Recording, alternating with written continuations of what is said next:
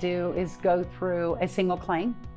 We're going to go through if there's a lesson learned, what was done right, what was done wrong, what could have been done, and give you some better ideas to make sure that we're selling the proper product and we're going through the proper conditions on the policy prior to issuance. This was a single family home in a coastal county. It was $350,000 insured. It was written as a new construction policy. And a hurricane had come through and it ripped the roof off. And not only did the roof get ripped off, but we ended up with water damage, and it was severe water damage. You had the baseboards, the floors, the sheetrock, cabinets. There was a lot of damage from this hurricane. And the policy only had been coverage for 2 weeks prior to this storm. So the agent printed the application online, obtained the signature from the insured. It was in their file. Great. They wrote the correct policy because it was a new construction project from ground up, and the insured did right because they paid their premium in full. So at the time of the loss, everything was in effect according to the application and what was written on the policy. So on this claim is a great claim to understand. Agent did nothing wrong. The agent got the application, he asked the questions, he got the signed application. Everything looked right to the agent. So as usual, the claims adjuster starts digging in to the information.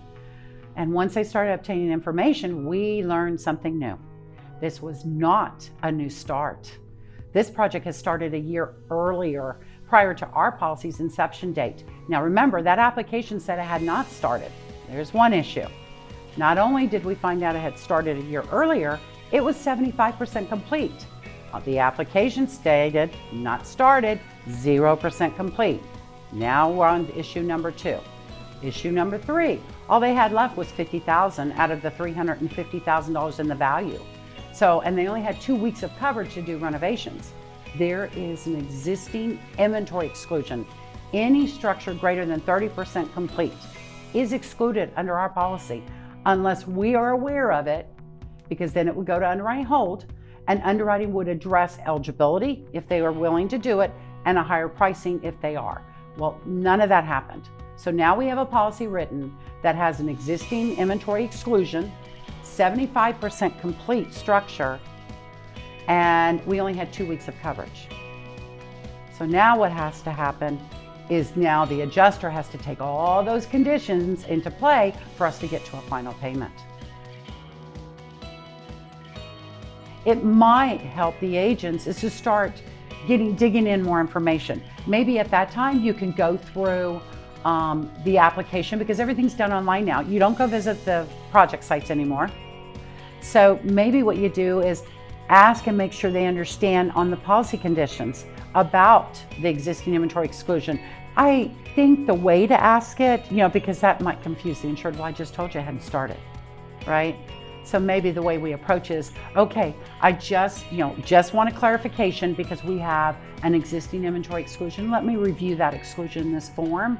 And it just means the project hasn't started. So as long as you haven't broken ground, we're good. If we have broken ground, okay, let's determine the proper percentage. Or Google the address. We can Google addresses now on the websites every time. I have found projects, construction permits, pictures of projects on Google Earth or Google that you can see the progress. And maybe that will trigger a question. Mr. Insured, are you sure this project hasn't started? I'm seeing some work already there. Framing's already been done. Let's go make sure that we've got the proper coverage in place. If the agent finds out different information that was not represented in the original application, they need to inform underwriting immediately. Underwriting will review it, determine if those additional exposures are going to be an issue, and address it at that time. Don't wait for a claim to occur and then those exposures come and surface then after a claim. The best message I can give you: continue getting those signed applications. Look at your policy forms, look at those special conditions and your exclusions, highlight them. Make your insurance initial that you went through them, keep it in your file. Everything you can do to protect yourself, that you tried to explain the policy they were obtaining, the coverage conditions prior to a loss, is going to do everything to help you when that loss does occur.